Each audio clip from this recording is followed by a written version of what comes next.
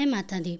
दोस्तों, आज के इस वीडियो में आप सभी जानेंगे साल 2025 में हरतालिका तीज का व्रत कब रखा जाएगा, तृतीया तिथि कब प्रारंभ हो रही है, कब समाप्त हो रही है, व्रत हमें कब धारण करना है और पूजा करने का पारण करने का सुमुहूर्त क्या है।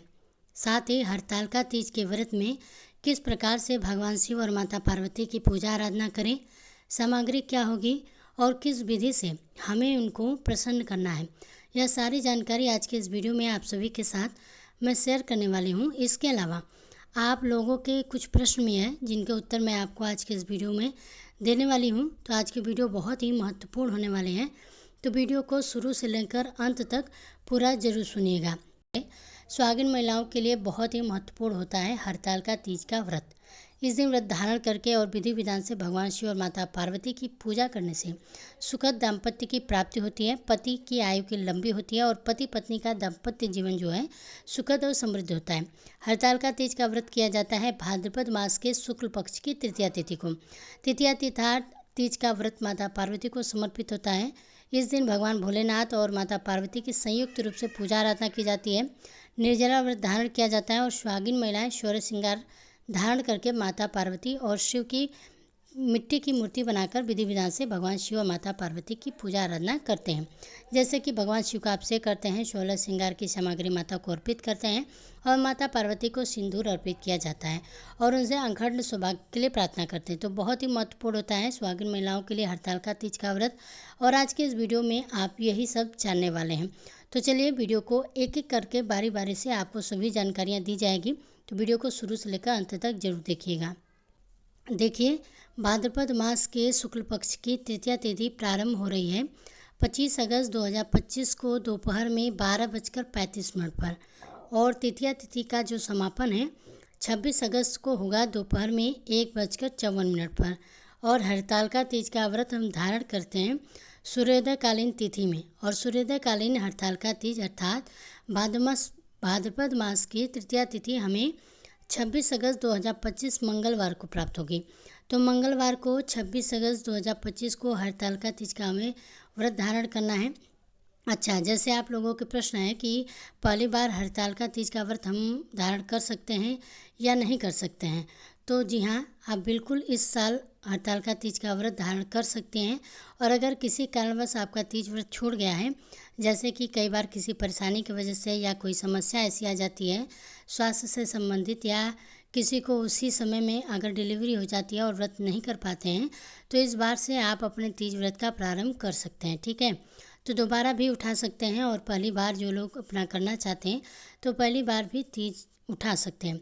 हरतालिका तीज के व्रत में एक दिन पहले से ही नियम होता है शुद्धता का, मतलब एक दिन पहले ही स्नान करके शुद्ध हो जाइए, बाल वगैरह धो लीजिएगा, और उस दिन आपको बिल्कुल शुद्ध और सात्विक भोजन बना लेना होता है। मतलब 3 से एक दिन पहले ही आप लहसुन प्याज इत्यादि नहीं खाते हैं, मसूर की दाल नहीं खाएंगे, गाजर मूली बैंगन यह सभी चीज़ें कोई खाकर आपको व्रत नहीं करना है, तो इसका भी आपको ध्यान रखना है। इसके अलावा ब्रह्मचर्य का पूर्ण रूप से पालन कीजिएगा। हरतालिका तीज से एक दिन पहले शुद्धता और सात्विकता का ध्यान रखना अत्यंत ही आवश्यक है। अच्छा, तीज के व्रत में एक और नियम होता है सरगी खाने का।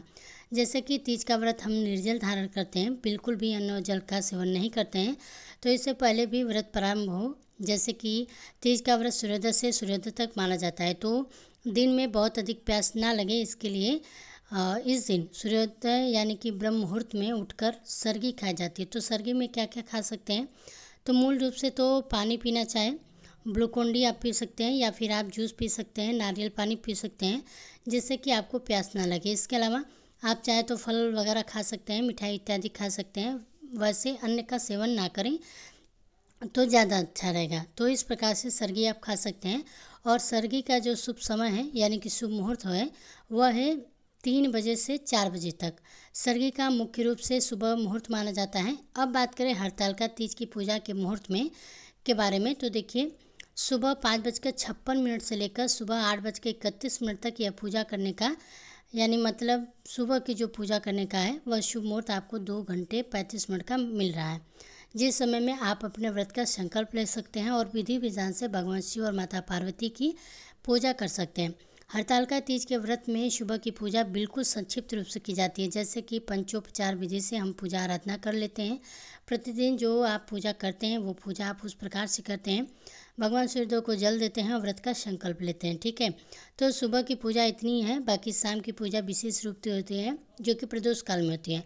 और प्रदोषकालीन पूजा का जो शुभ मुहूर्त है शाम 6 बजे से लेकर 9 बजे के बीच में है। इस समय में प्रदोषकालीन विशेष पूजा होती है, जिसमें भगवान शिव और माता पार्वती की प्रतिमा हम बनाते हैं मिट्टी से और फिर उनकी पूजा करते हैं। अच्छा, अगर किसी कारणवश अगर आप मिट्टी का प्रतिमा या शिवलिंग नहीं बना पाते हैं तो भगवान शिव और माता पार्वती की फोटो है तो उसकी भी पूजा आप कर सकते हैं, या फिर अगर आपके पास शिवलिंग है तो आप उसकी भी पूजा कर सकते हैं। ठीक है, हरतालिका तीज के व्रत में रात्रि जागरण का बहुत महत्व है। मतलब पूरी रात्रि जाकर महिलाएं गीत गाती हैं। भगवान शिव और माता पार्वती की चारों पहर की पूजा होती है। तो अगर आप 4 पहर की पूजा करना चाहते हैं तो 4 पहर की पूजा का शुभ मुहूर्त, पहले पहर की जो पूजा है वह शाम को 6 बजे से 9 बजे के बीच में होगी। दूसरे पहर की जो पूजा है वह रात्रि में 9 बजे से लेकर 12 बजे तक रहती है। तीसरे पहर की जो पूजा है वह 12 बजे से लेकर 3 बजे तक होगी और चौथे पहर की जो पूजा है सुबह 3 बजे से 6 बजे के बीच में होगी। रात्रि में महिलाएं जागरण करती हैं, गीत गाती हैं, कथा सुनती हैं और भगवान शिव साथ ही माता पार्वती की विधि विधान से पूजा करती हैं। तो यह तभी संभव हो पाता है जब कई सारी महिलाएं एक साथ हों, लेकिन ज़्यादातर लोग तो अकेले ही रहते हैं, तो ऐसे में पूरी रात्रि जगना संभव नहीं है। ऐसे में प्रदोष काल की पूजा सर्वाधिक श्रेष्ठ है और यही लोग कर भी पाते हैं। अच्छा, जैसे कई महिलाओं के प्रश्न आते हैं कि क्या हम पीरियड्स की अवस्था में यह व्रत धारण कर सकते हैं। जी हाँ, व्रत कर सकते हैं। अगर आप पहले से हरतालिका का व्रत कर रही हैं तो आप पीरियड्स में भी कर सकते हैं, कोई दिक्कत नहीं है। बस इतना ध्यान रखिएगा कि आपको पूजा नहीं करनी है, मतलब आप स्वयं से कार्मिक पूजा नहीं कर सकते हैं।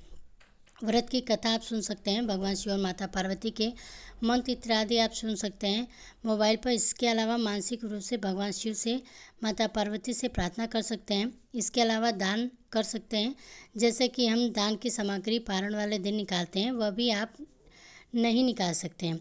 हाँ, मानसिक रूप से आप संकल्प कर सकते हैं, मतलब जो भी सामग्री आपको दान करना है उन सभी सामग्रियों का मानसिक रूप से संकल्प कीजिए। जब आप शुद्ध होंगे तो आप दान कर सकते हैं। और शिव पार्वती की पूजा जब आप शुद्ध हो जाएं तो उसके बाद भी किसी भी शिवरात्रि पर, जैसे कि मासिक शिवरात्रि होती है या प्रदोष का व्रत होता है, कोई भी शुभ दिन जैसे कि सोमवार इत्यादि हो, तो उस दिन आप विधि विधान से पूजा कर सकते हैं।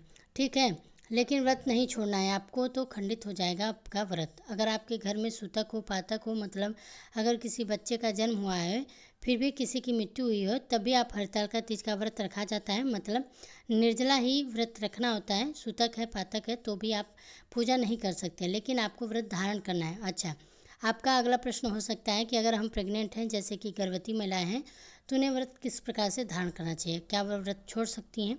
देखिए, प्रेगनेंसी में भी आप इस व्रत को धारण कर सकती हैं, लेकिन आप निर्जला व्रत नहीं कर सकती हैं।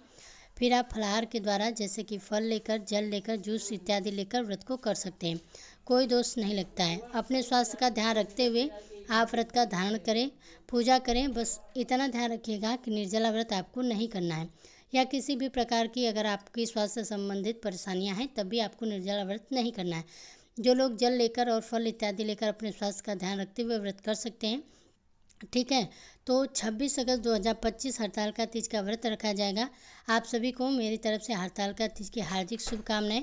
भगवान शिव और माता पार्वती आपकी समस्त मनोकामनाओं को पूर्ण करें। हरतालिका तीज व्रत से संबंधित कोई भी अगर आपका प्रश्न है तो आप हमसे कमेंट बॉक्स में कमेंट करके पूछ सकते हैं। इसके अलावा पूजा विधि और व्रत कथा भी आपको हमारे ही इस चैनल पर उपलब्ध हो जाएगी। तो उम्मीद करती हूँ आज की जानकारी जो थी आपको पसंद आई होगी। पसंद आई हो तो वीडियो को लाइक कीजिएगा।